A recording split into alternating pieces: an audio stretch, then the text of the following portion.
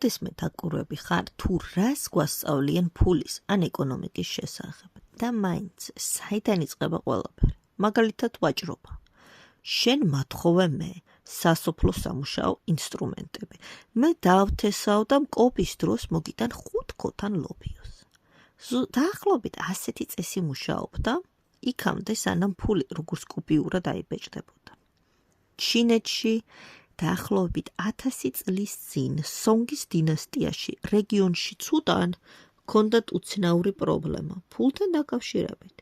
მათი ფული იყო მეტალის და რა თქმა უნდა მძიმე. იმისთვის რომ რაიმე გეყიდა გჭირდებოდა ბევრი ასეთი მეტალი. შემდეგი პრობლემა იყო ამ მეტალის ტრანსპორტირება. ეს იყო მძიმე, ძალიან დამღლელი პროცესი. ამიტომ მათ მოიფიქრეს იმდროინდელი ფულის შემნახავი, ზოგადად დავარქვათ მაღაზიები. შენ მიდიხარ, შენს მძიმე ფულს დატოვებ იმ მაღაზიაში და ვისაც შენ ანდე შენი ქონება, გაძლევს საბუთს, სადაც წერია, რომ მან ჩაიბარა ეშენი ფული. შემდეგ, როცა რაიმეს ყიდვა გინდოდა, მიდიოდი და აძლევდი ამ ფულს, იმის სანაცვლოდ, რაც გჭირდებოდა. ეხლა გადმოვინაცვლოთ ლონდონში, მე-17 საუკუნეში, იგივე პრობლემა, დაახლოებით იგივე გამოსავალი. წარმოიდგინე, რომ ცხოვრობ მაგ დროში და გაქვს ოქრო. მაგრამ გატანა არ შეგიძლია. ყაჩაღები არიან ყველგან. სახლშიც ვერ დატოვებ, მაგით ოჯახს საფრთხეში ჩააგდებ. ამიტომ შენ დაუტოვებ ოქროს სამკაულებით მოვაჭრეს და ის შეინახავს თავის სეიფში. მას უკვე აქვს სეიფი. თავისი გასაყიდი ოქროულობისთვის.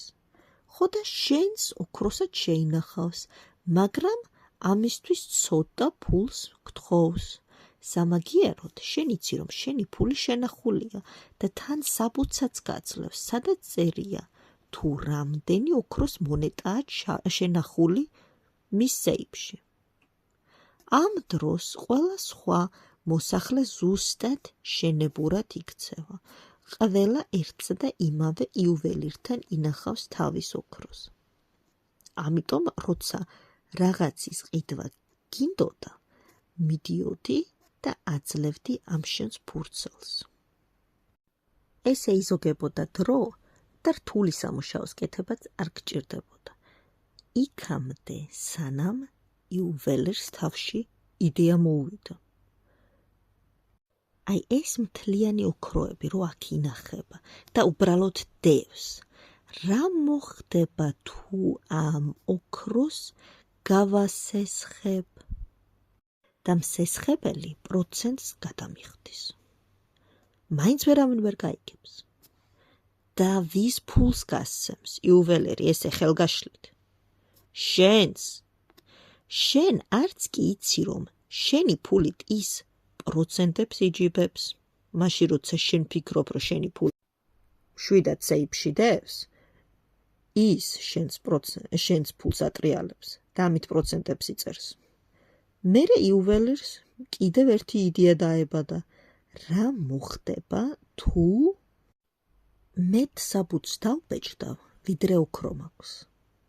მაგალითად, თუ სეიფში მაქვს 100 ოქრო, დავბეჭდავ 150 საბუთს და ესეც მოიქცა. სეიფში იუველერს აქვს 100 ოქროს მონეტა და გაცემული აქვს 100 საბუთი. ეხლა მას აქვს 100 ოქროს მონეტა და გაცემული აქვს 150 საბუთი. ყალბი და ნამდვილი საბუთი იდენტურია, ვერ გაარჩევ.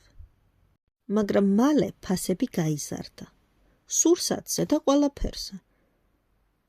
და ხალხმა გაარკვია თუ რა სჩადიოდა იუველირი და ატყდა ალიაკოთი.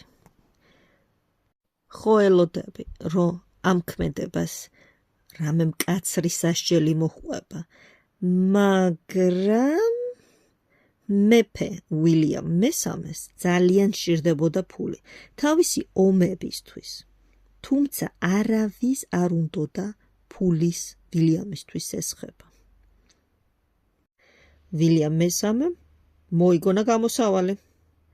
მაგალითად აიღო იუველირის მეთოდი და 1694 წელს გახსნა ინგლისის ბანკი. ესე მოაგროვა მეფემ 1000 კრედიტორი და მან 1,200,000 რაოდენობის ფუნტი ამოიღო და სანაცვლოდ თავის კრედიტორებს მისცა სერტიფიკატი და მეფის სიტყვა, რომ მათ ყველას უკან დაუბრუნებდა.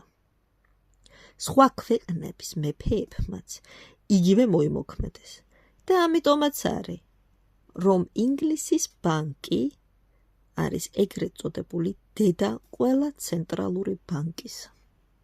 და ყველაფერი ესე დაიწყო პრობლემით, უცნაური გადაწყვეტილებებით, იდეებით და დაუსჯელობით.